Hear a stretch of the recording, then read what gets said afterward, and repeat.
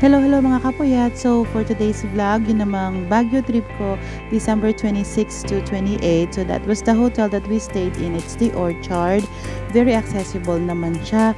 And then 4 a.m. kami dumating. So diretso kami sa Mines View Park kasi according to research, sa Mines View Park daw, pinakamagandang manood ng sunrise. So yan, totoo naman, ang ganda nga niya.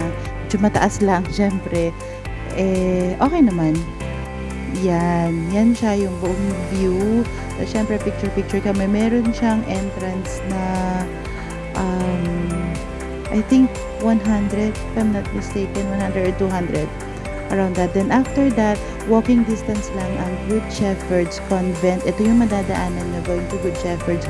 Marami mag-aalok sa inyo ng ube, jam. Pero doon na lang kayo sa Good Shepherd kasi doble yung presyo. Siyempre kasi napila din naman sila.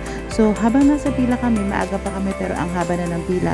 Siyempre, wag natin ma-miss ang strawberry taho kasi when in Baguio, kailangan matikman mo yan. Pero sa akin, wala lang, mas gusto ko pa rin yung original na taho kasi medyo sobrang tamis para sa akin yung strawberry taho.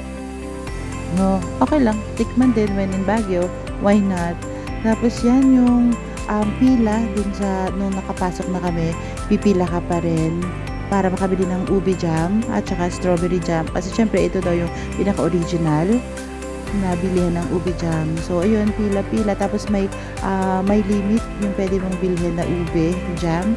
I think 4 pag sobrang aga, tapos pagka medyo pahuli na, 2 na lang per customer. So agahan nyo na lang. Yan, may picture-picture. And after that, lunchtime, dito kami sa Camiseta Cafe kasi according to research din, maganda daw dito, Instagrammable and all. Okay naman, ang cute din ng interior niya. Yan siya sa loob. Okay din yung food. Maganda rin mag-picture. Ayan. May glass house. So, para makikita mo yung 360 view ng sa labas. So, nakakaaliw. Maganda sa picture at okay din yung food. Maganda naman. Okay naman siya. At against Camiseta Cafe. Then after that, this is the Burnham Park. Wala masyadong tao na pumunta kami kasi parang tanghali na nun. Pero okay din, hindi naman siya ganun kainit. May mga boat ride sila. Ay, ayan yun. Boat ride and swan. And meron din silang mga pedicab, and yan, pwede kayong mag-rent dyan para hindi masyadong mainit paglalakad. Tapos marami rin sa mga bilihan dun sa loob ng Burnham Park. And then nung gabi, we went to BCC or Baguio Country Club Christmas Village. Yan siya, for 150 pesos ang entrance fee. Ang para lang siyang circus effect, pero ang kaibahan lang, nagpapasnow siya, may oras na nag-i-snow, which is bubbles siya actually, soap bubbles, pero mukhang snow. Maganda sa picture pero medyo malagkit after, medyo malagkit sa katawan kasi syempre bula, pero aliw siguro sa mga bata, nakakaaliw din yan. Maganda sa picture. So, ayan yun. 450. Tapos, pag senior, may discount naman. Ayan. Pero, masasabi ko is, mas maganda pumunta sa The Manor. Kasi sa The Manor, malapit lang din dun sa area na yon. Konting-konti na lang. Nasa The Manor ka na. Pero magta-taxi ka pa din naman.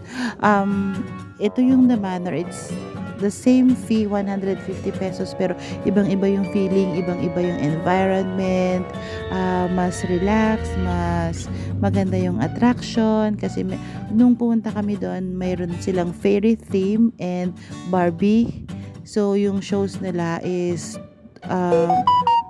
yung 2 themes na yon. So yan yung loob ng The Manor. Maganda, tsaka tahimik, at basta mas feel ko siya kaysa sa Christmas Village ng BCC. So yan yung show nila. Actually finale na yan, kaya lahat sila nasasayaw na kasi medyo late night na kami dun sa The Manor. So nagsasayaw na yung fairies at tsaka yung may Barbie dun sa stage. So yan. Yan yung loob niyan for 150 pesos. 'Di ba? Mas sulit for me. 'Yun. Ayan. So, isama niyo na rin siya sa pupuntahan niyo 'pag nasa Baguio kayo. Kasi maganda, mas recommend ko na dito sa Damanor kaysa sa Christmas Village. But depende rin sa inyo. But for me, it's my preference. So, yan, picture.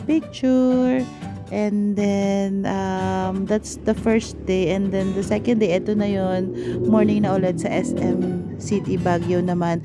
Kasi sabi nila, ito lang daw yung SM na walang aircon. Actually, may aircon naman dun sa mga stalls. Pero, dun sa buong hallway, sa labas ng SM, wala. Kasi nga, maganda naman yung weather nila. Hindi naman talaga nag-iinit ng sobra. Kaya, nakaka-amaze na hindi sila nag-aircon dun sa loob ng SM. Tapos yan, syempre, viscose, strawberry shortcake, kailangan puntahan din at bilhin para matikman. Kasi when in Baguio din, kailangan yun, well-known din sa kanila yung viscose strawberry shortcake. So, ayan. So, that's the Session Road. Nakapunta rin kami ng Session Road. Some of the pictures at SM SM Baguio. That's all. Bye-bye!